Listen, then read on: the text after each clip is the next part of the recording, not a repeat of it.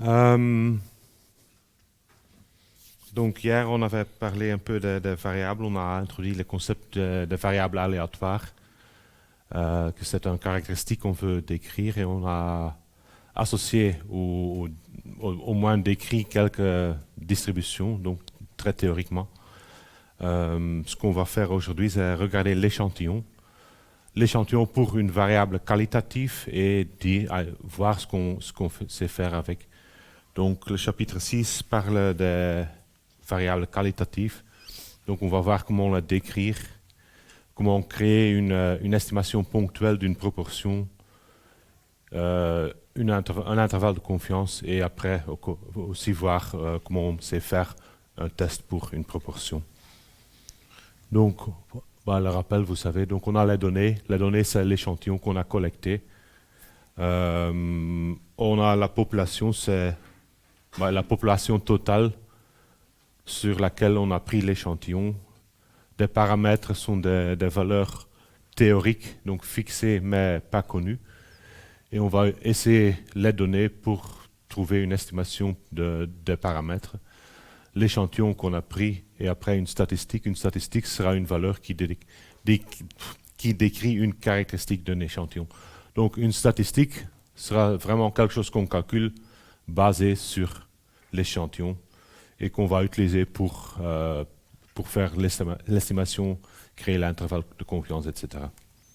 Donc on a dit ce qui est une probabilité et la différence des variables. Variables qualitatives, donc une variable qualitative, c'est ce qu'on va regarder aujourd'hui, sont des variables qui prennent des valeurs non numériques.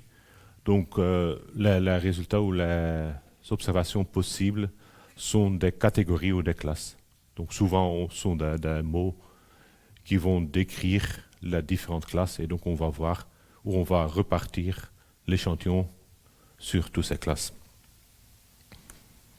Donc, variable qualitative, on commence par statistique descriptive, c'est toujours la première étape. Et donc, pour variable qualitative, on aura par exemple cause de décès accidentel annuel des résidents américains de 15 à 24 ans. Donc là, on a une population, ce sont des Américains entre 15 et 24 ans. De cette population, on a pris un échantillon de taille 13 800. Donc on prend N, c'est la taille de l'échantillon, 13 800, et on va regarder ce qu'on voit dans cet échantillon. Un seul variable ou une seule variable qu'on regarde, c'est le cause du décès. Donc c'est quoi qui a causé le décès de cette jeune personne. Et il y a un tas de possibilités. Donc on a la variable cause de décès et il y a certaines classes qui sont identifiées par un numéro. Donc vous pouvez toujours encoder les classes par des numéros. Quand même, sois sûr de bien décrire ou lier les numéros aux classes mêmes. Et donc, cause du décès, noyade, arme à feu, véhicule à moteur, etc., etc. Il y a toute une liste de causes de décès. Donc, pour une variable qualitative, ce qu'on sait faire de manière descriptive, c'est assez limité. Donc, ce qu'on fait, c'est regarder les différentes classes et compter combien de personnes sont, dans ce cas, morts à cause d'une certaine cause. Donc, on va simplement regarder les classes. Donc, dans la variable, on va lister toutes les classes et on va compter le nombre de cas par classe. Donc, c'est ce qu'on a fait là. Tu as la variable qui est cause de décès. On les a mis dans un ordre aléatoire. Aussi, il y a beaucoup de causes. On a pris les causes les plus importantes, donc arme à feu, poison, véhicule, feu et incendie, noyade, chute. Et après, on a regroupé toute autre cause dans une seule classe, car la détail de ces causes-là n'intéresse pas ou nous intéresse pas trop. Mais donc, ce qu'on fait, c'est vraiment lister toutes les causes et après on compte le nombre de cas par classe. Donc dans ce cas-ci, on a pris 7 classes et on compte combien de personnes tombent dans chaque des classes. Et ce comptage, on appelle l'effectif. Donc par cause, on va calculer l'effectif.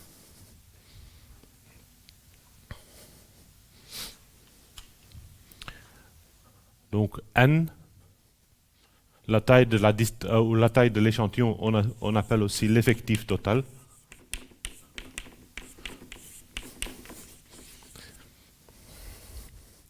Les effectifs des classes, si on veut les noter, on utilise souvent aussi le n, mais on va indiquer quelle classe. Donc N1, N2, N3, etc. Donc pour notation, si je veux savoir l'effectif de la première classe, bah je dis N1 est égal à, dans ce cas, 150. Donc ça me donne une répartition sur les classes. Naturellement, la somme des effectifs est toujours égale au total, effectif total. Donc on a l'effectif total N, bah, c'est N1 plus N2, jusque, disons, on a K classes, NK. Vu que chaque personne est morte à cause de une de ces options.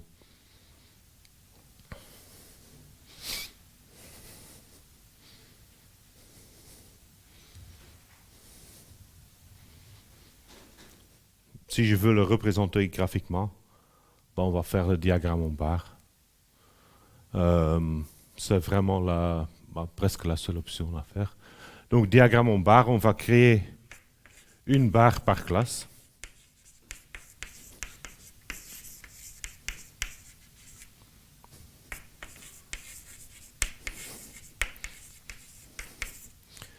Les barres sont normalement pas liées. Donc on prend l'axe des ordonnées. Bah, il n'y a pas vraiment un axe car il n'y a pas de valeur. Donc on va simplement mettre les différentes classes l'un à côté de l'autre.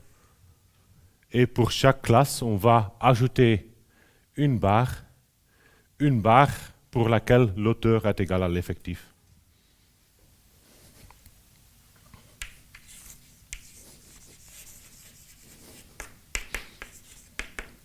Donc l'auteur de la classe, ou de l'auteur de la barre, correspond à l'effectif de la classe. La base n'a aucune interprétation. Donc, ce sont des classes, on prend une base comme on veut, mais on va prendre des bases qui sont égales, bases. Vu que l'importance des classes est la même, donc on va pas. Si on prend des bases différentes, visuellement, on va être plutôt attiré à ces classes-là. Les classes, il n'y a pas une classe qui est plus importante qu'une autre, donc on prend des bases égales pour chaque classe. Donc une barre par classe, non liée, base égale auteur.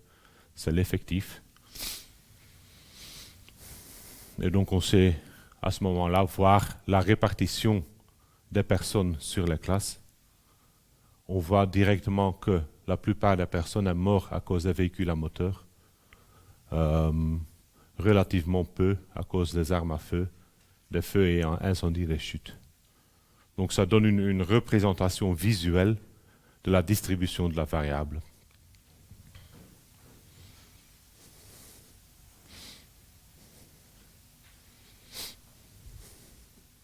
Si, non, pas si. Ce que je sais calculer aussi sont les fréquences. Les fréquences sont simplement les proportions par classe. Donc, ce qu'on va faire là, je vais prendre mon effectif divisé par le nombre total.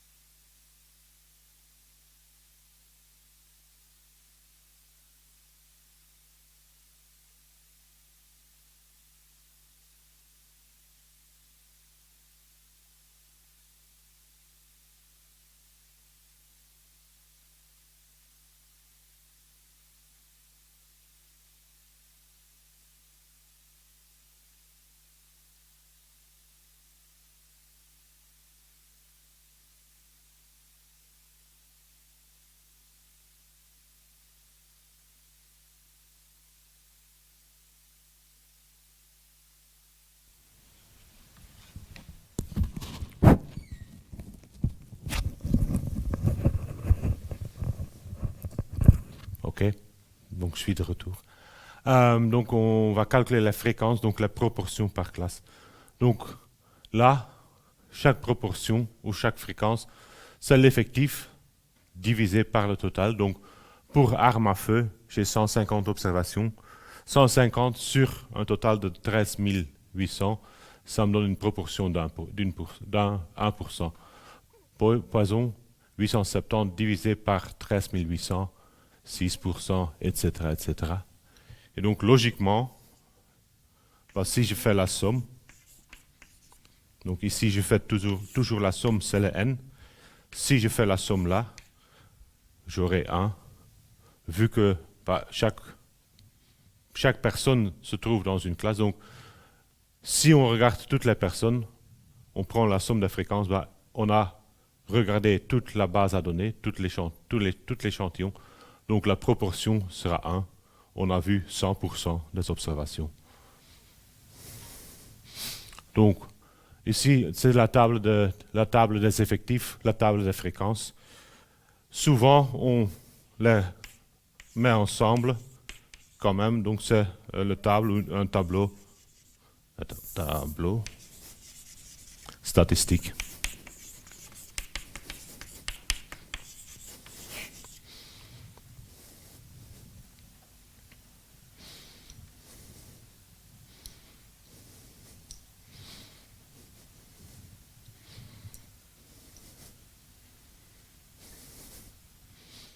Basé sur la fréquence, on peut aussi créer un diagramme en barre.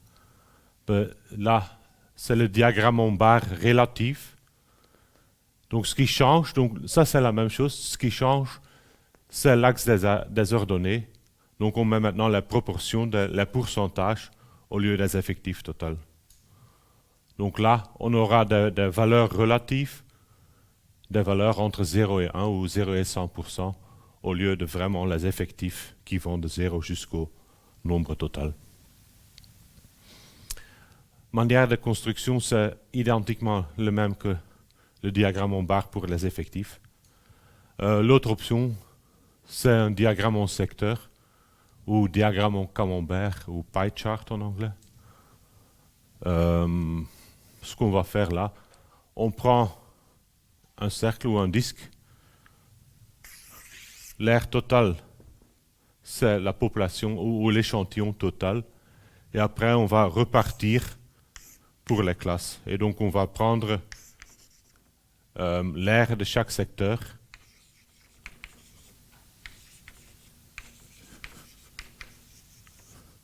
Proportionnel à la fréquence. Donc, les classes qui ont une fréquence qui est plus haute, ou donc un effectif qui est plus haut, donc les classes plus importantes, auront des secteurs plus larges dans la totalité. Comment on crée les secteurs? Là, le total, ça fait 360 degrés. C'est pas trop important, car le logiciel va le créer pour vous. Mais donc, 360 degrés correspond à 100%.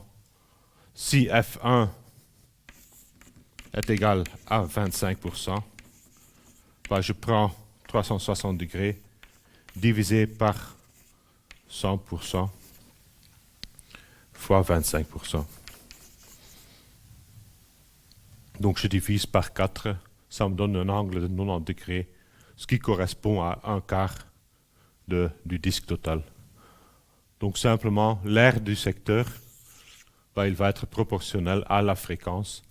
Et donc on va directement là, véhicule à moteur, c'est la classe la plus importante. Il prend beaucoup plus que la moitié de toute la distribution ou de toute la tarte. Et après, on a un tas de petits. Et là, entre les petits, tu as poison et noyade qui ressort un peu.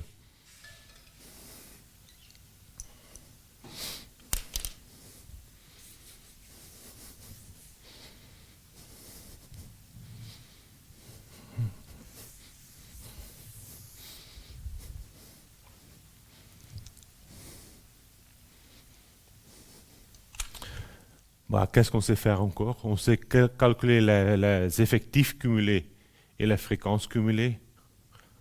Euh,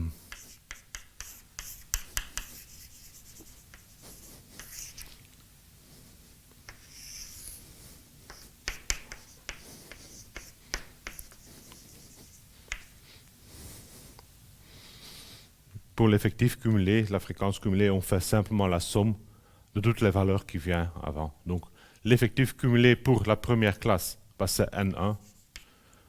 L'effectif cumulé pour la deuxième classe, c'est l'effectif de la deuxième classe plus l'effectif de la première classe.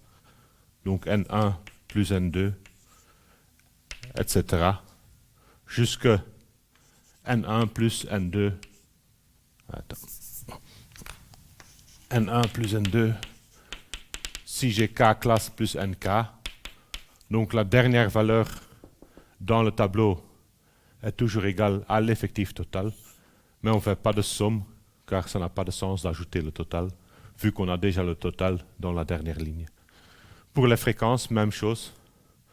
La fréquence, c'est la proportion de toutes les classes qui viennent avant. Donc c'est F1, après F1 plus F2, etc. jusqu'à la dernière ligne.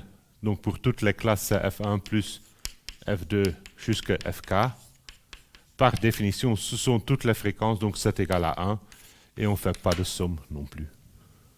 Donc c'est qu'on a mis là. Donc j'ai fait l'exemple là pour les fréquences, ce qui est le plus commun. Donc on a les fréquences, on les a triées d'une manière. Donc les fréquences cumulées, ça a surtout du sens s'il y a un ordre dans les variables. Donc si on a une variable qualitative ordinale, où il y a un ordre naturel, comme par exemple un sondage avec des appréciations très mal, neutre, bien et très bien, je peux regarder comment ça se passe de très mal à très bien. Donc là, il y a un ordre naturel. Je vais trier dans cet ordre-là. Et après, je sais voir, donc disons que c'est très bien, non, très mal, neutre, bien et très bien. J'ai N1, N2, N3, N4, N5. Si je regarde par exemple l'effectif cumulé pour bien, ça me donne toutes les personnes qui ont un avis qui varie de très mal jusque bien. Donc ça me donne ça vraiment une interprétation, tandis qu'ici, on a des classes qui sont... il n'y a pas vraiment un ordre. Donc comme chercheur, il pourrait être un ordre ou des classes que tu mis plus d'importance. Par exemple, si tu veux investiguer combien de personnes sont mortes à cause des véhicules, pour ça, les véhicules sont la classe la plus importante pour ta recherche. Mais en soi, comme ça, des variables comme ça, c'est souvent difficile de vraiment créer un ordre, donc de faire un tri des classes pour calculer la fréquence cumulée. On sait le faire, donc si on le fait, on a choisi de le trier de cette manière-là, pour une raison ou une autre. Véhicule à moteur, ça compte pour 76%. S'ils sont morts véhicules à moteur plus poison, ça compte pour 82%. Donc s'il n'y a pas vraiment un ordre, ce qu'on fait, c'est souvent on crée ou on trie basé sur la fréquence. Donc on met d'abord la classe avec la fréquence la plus haute et on va trier jusqu'à la classe avec la fréquence la plus basse. Et autre cause, c'est assez vague, donc on le met comme dernière. Et donc là, j'ai une fréquence cumulée qui va regarder la fréquence de cette classe et toutes les classes qui viennent avant.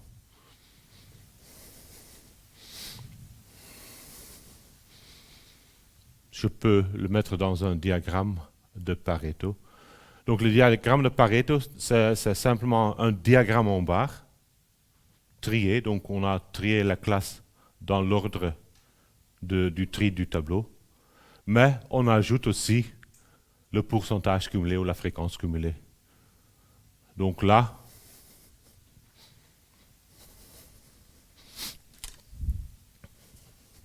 donc première classe, véhicule à moteur, c'était 76%.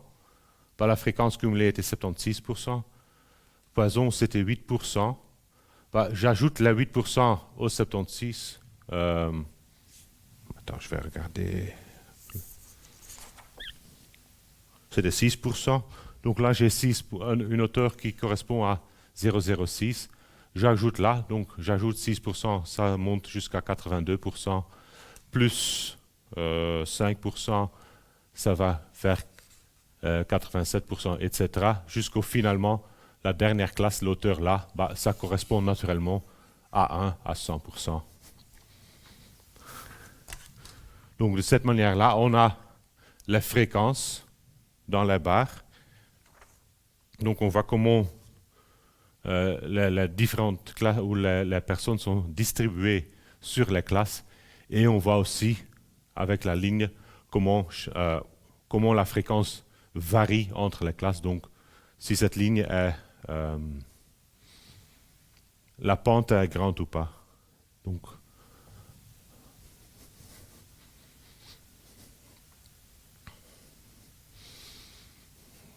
guide de bonne conduite. Donc, comme dit, pour une variable qualitative, les options sont très limitées, oui.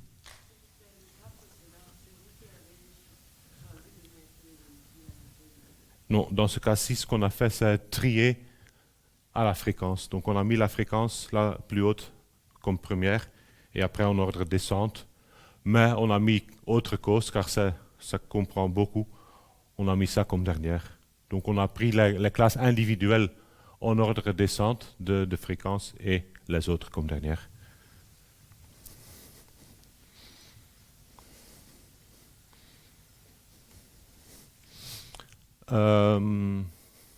Si vous regardez les médias, si vous regardez même des articles et tout ça, vous verrez souvent des diagrammes en secteur. D'un point de vue statistique, les diagrammes en barre, ou même simplement mettre le tableau est plus informatif. Pourquoi? Bah, si j'ai quelque chose comme ça, donc j'ai un diagramme en barre où j'ai le pie chart. Le pie chart n'a pas nécessairement toutes les fréquences, donc on n'a pas nécessairement les pourcentages. Il utilise souvent des couleurs différentes qui sont très attrayantes et tout ça, mais ça complique quand même un peu l'interprétation.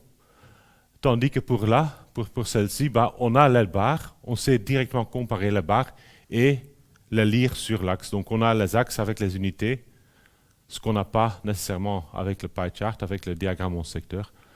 En plus, on sait que comme être humain, c'est plus facile d'interpréter des barres ou des longueurs de barres que des angles.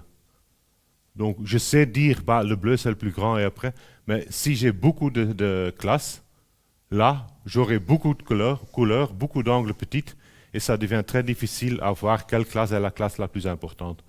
Donc on va normalement favoriser des diagrammes en barre ou même simplement le tableau statistique.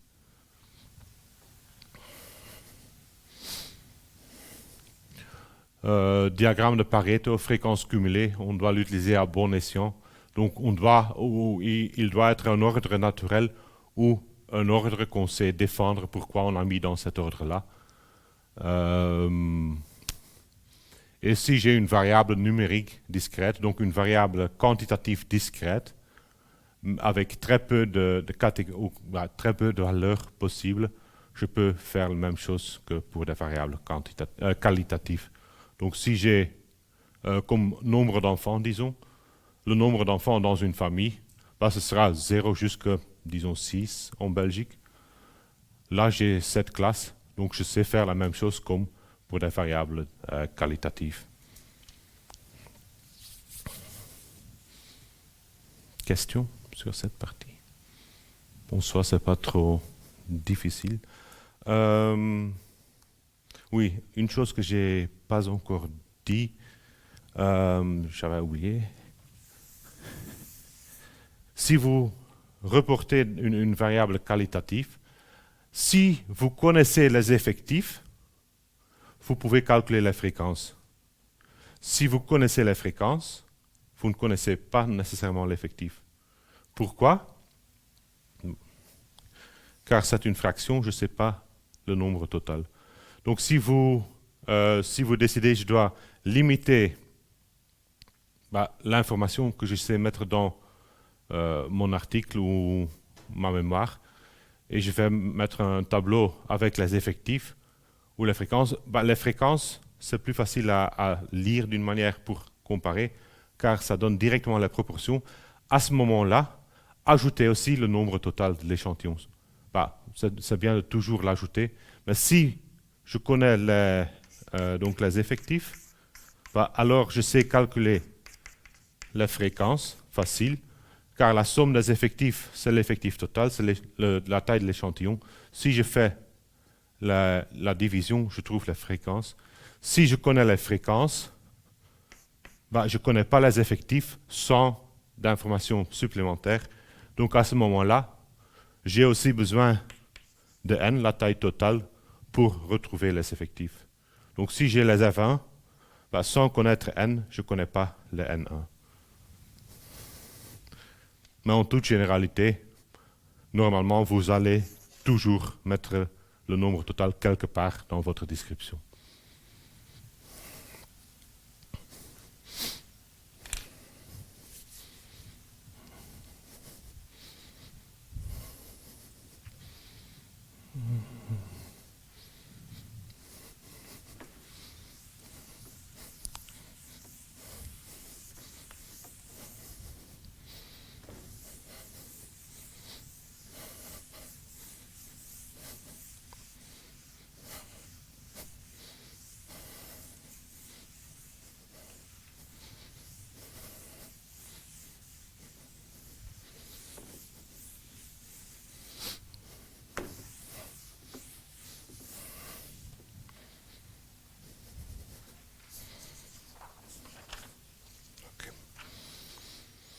Donc comme exemple, ou l'exemple qu'on va utiliser pour introduire la reste, donc la statistique inférentielle, c'est la théorie de Mendel. Donc c'est ce qu'il a, ou l'expérience qu'il a fait pour trouver qu'il y a un allèle, non, c'est quoi? Un truc récessif et dominant, gene, mais je ne sais pas en français exactement. Gène? Ah ok, c'est simplement gène. Dominant et récessif. C'était trop facile. Donc on a deux types de poids, le poids jaune et le poids vert. On fait une hybridation des deux poids. Ce qui ressort sont tous des poids verts. Des poids jaunes. Donc première génération sont tous les jaunes. On prend des poids de la première génération, on les croise de nouveau et on trouve des poids jaunes et des poids verts maintenant. 25% de poids verts, 75% de poids jaunes. Et donc il a dit, le jaune c'est le gène dominant, le vert c'est le récessif. Donc ça se traduit comme ça. Donc on commence par le poids jaune AA, donc dominant les deux allèles là. Poids vert petit a. Donc ça veut dire que, vu que ce sont deux dominants, il va donner une gamète dominante naturellement aussi, récessif. On fait une hybridation, toutes combinations auront le génotype AA, comme ça. On fait un croisement nouveau, et à ce moment-là, celle-ci pourrait donner le trait dominant ou le trait récessif. Même chose, trait dominant ou récessif. Et après, on peut avoir toute combinaison, donc le AA, AA et AA. Et donc, dès qu'on a un allèle dominant, on aura un poids jaune. Si on a les deux récessifs, on aura le poids vert. Donc, la proportion théorique, là, c'est 1 sur 4 pour le vert, 25%, et 3 sur 4, 75% pour le jaune. Et maintenant, on va reproduire l'expérience. Donc, on a pris 580 poids de seconde génération. Donc, on a vraiment répété l'expérience. Donc, on a pris de jaune de vert. On a créé une première génération qui sont tous des jaunes comme ça. Et après, on a fait un croisement et on prend un échantillon de taille 580 qui a des poids de ces 4 types-là. Et maintenant, on va compter le nombre de verts et on voit que la proportion observée des poids verts, c'est 26,2. Donc, en théorie, donc P, c'est la proportion des pois verts. Bah, ce qu'on expecte avoir, c'est 25%. Ce qu'on voit dans l'échantillon, c'est 26,2%. Et donc la question là est maintenant, est-ce que ces 26%, c'est vraiment une indication que le 25% est incorrect ou c'est simplement à cause du caractère aléatoire de l'échantillon? Donc, est-ce que cette différence est trouvée par hasard à cause du caractère aléatoire ou est-ce que c'est une différence systématique donc qui indique que la théorie de Mendel n'est pas correcte? Donc, on espère que c'est le deuxième cas, donc que c'est par hasard, car la théorie de Mendel est quand même correcte. Ce P-là, on va l'appeler l'estimation ponctuelle. Ponctuelle, c'est l'estimation qu'on obtient à partir de l'échantillon.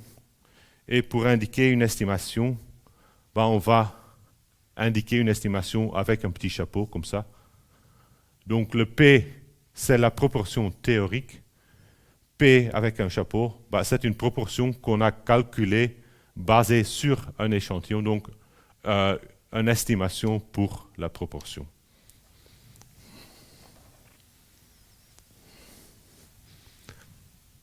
On peut créer le tableau statistique. Donc, on a deux options, deux classes, jaune et vert. Les effectifs, donc là, j'ai la variable, c'est la couleur. J'ai deux classes, jaune et vert. Je regarde, je compte, j'ai les effectifs, 428, 152. Le total me donne 580, donc ça c'est l'effectif de la première classe, N1, l'effectif de la deuxième classe et l'effectif total N. Après, je fais les fréquences, je compte où je fais les fractions. 428 divisé par 580, ça me donne 74% pour la première classe et 26% pour la deuxième classe.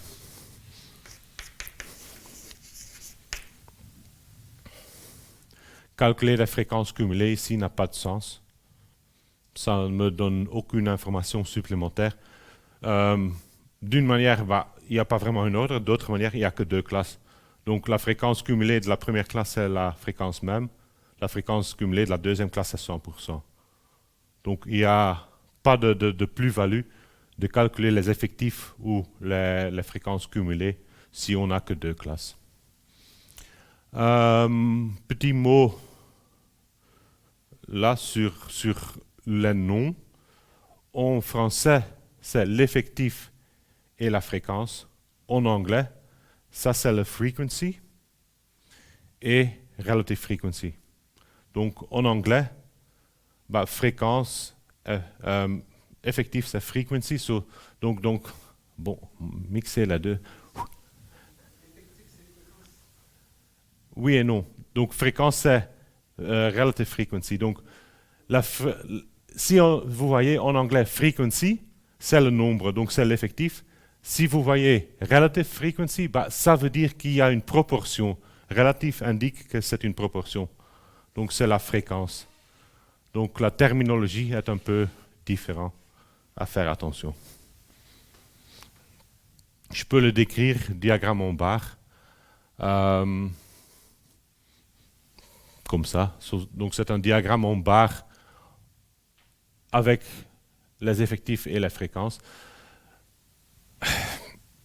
Je n'ai pas créé ce diagramme-là. Normalement, ce qu'on va faire, c'est vraiment pas lier les deux barres. Donc on va mettre la barre l'un à côté de l'autre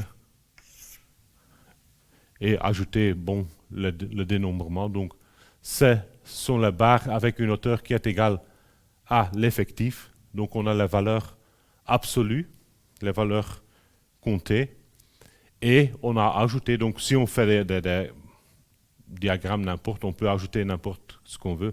Donc je sais ajouter les fréquences sur les barres. Donc là j'ai une indication du nombre total que je sais lire sur l'axe. J'ai aussi les fréquences qui sont ajoutées manuellement.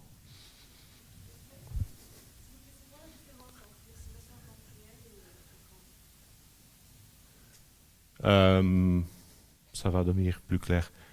Mais l'estimation ponctuelle, là, la fréquence, c'est pour les classes, la proportion. L'estimation ponctuelle, c'est une estimation d'un paramètre. Donc dans ce cas-ci, pour une variable qualitative, le paramètre qu'on va regarder, c'est la proportion qui correspond à la fréquence, et donc on va l'estimer. Pour une variable quantitative, ce sera différent. Donc pour une variable quantitative, le paramètre qu'on va voir, c'est par exemple la moyenne ou l'écart type, et on va l'estimer basé sur l'échantillon. À ce moment-là, ce ne sera pas égal à la fréquence. Donc dans ce cas-ci, vu que c'est une variable qualitative, ce qu'on estime, c'est une proportion d'une des deux classes, naturellement, ça va correspondre à la fréquence. Mais donc, en général, ce n'est pas la même chose. Une autre représentation, c'est un diagramme en mosaïque. Je n'en ai pas vraiment parlé, mais on sait faire ça aussi. Donc là, c'est un peu la même chose que les barres, mais ici, on a mis les barres l'un à côté de l'autre. Et ici, les barres se suivent. Donc la globalité, la totalité, là, la longueur est 100%. Et donc on va prendre des barres qui sont ou qui correspondent à la fréquence. Celle-ci, c'est pas vraiment utilisé, c'est pas souvent utilisé pour une variable. C'est quand même intéressant si je veux comparer deux variables. Deux variables qualitatives, parce que je vais faire à ce moment-là, c'est j'aurai, il n'y a pas un axe comme ça, je peux le mettre comme ça, donc la première variable sur l'axe, et je mets les différentes classes, donc classe 1, classe 2, classe 3, et je mets les barres, l'un à côté ou l'un au-dessus de l'autre. Et après, j'utilise des couleurs différentes pour la deuxième variable. Donc, j'ai 3 classes pour la première variable, j'ai 4 classes pour la deuxième variable, et ce sont les couleurs qui vont indiquer la classe de la deuxième variable.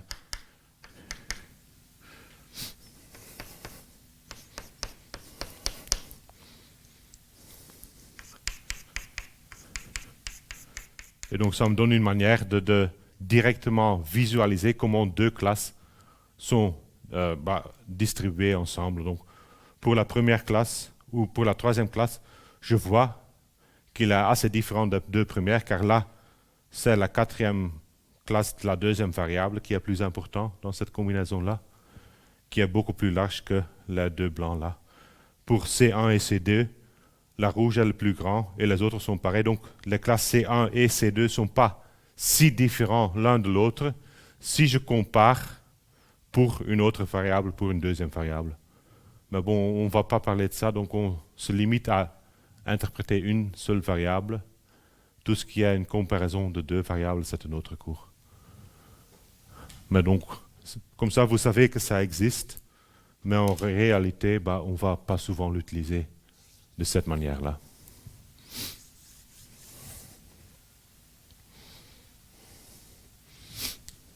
Et donc, pour cette expérience, l'expérience du chercheur, on pourrait se poser quelques questions. Donc, supposons qu'on n'a pas la théorie de Mendel. Est-ce qu'on sait utiliser les données, l'échantillon, pour avoir une idée de la proportion de pois verts? Donc, ça, où je vais faire une estimation. L'estimation, c'est facile qu'on a fait déjà. L'estimation de la proportion des pois verts. Vu que je sais que j'ai pris un échantillon, donc c'est toujours il y a toujours le caractère aléatoire, c'est un échantillon par hasard. Et donc si je prends un autre échantillon, je vais trouver d'autres valeurs. Donc il y a toujours une certaine mesure d'incertitude sur l'estimation. Est-ce que je sais caractériser cette incertitude? Donc quelle est la précision de l'estimation? Donc si j'ai une estimation basée sur l'échantillon, c'est une valeur, mais il y a d'autres valeurs qui sont plausibles. Est-ce que je peux vous calculer un intervalle qui contient toutes les valeurs plausibles basées sur cette estimation?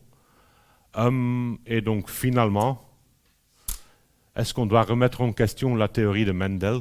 Donc est-ce que la différence entre le 26,2% et la proportion de 25% théorique, est-ce que cette différence est trouvée par hasard ou c'est une différence systématique, donc une différence qui est vraiment une vraie différence et donc qui va nier ou donner une contre-indication pour la théorie de Mendel. Donc on va résoudre, ou on va voir comment résoudre ou répondre à ces trois questions. Commençons par l'estimation, c'est la base de tout. Pour cette estimation, on va créer un intervalle de confiance et finalement, on va faire un test d'hypothèse pour voir si ça correspond, donc ce qu'on voit dans l'échantillon correspond à la théorie derrière.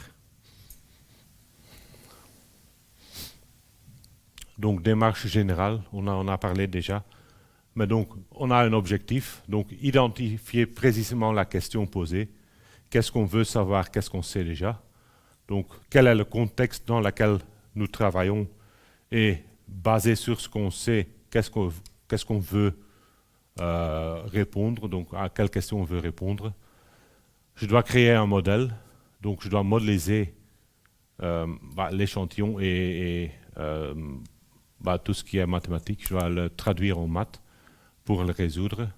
Après, je vais résoudre, donc je dois décrire comment je vais résoudre, quelle méthode je vais utiliser pour répondre à la question. Je regarde les résultats donc je regarde ce que j'obtiens si j'applique cette méthode-là sur l'échantillon. Ça va me donner un résultat qui va me permettre de répondre à la question posée. Et après, on doit encore discuter les différents ou le résultat, donc l'interpréter, le traduire en français.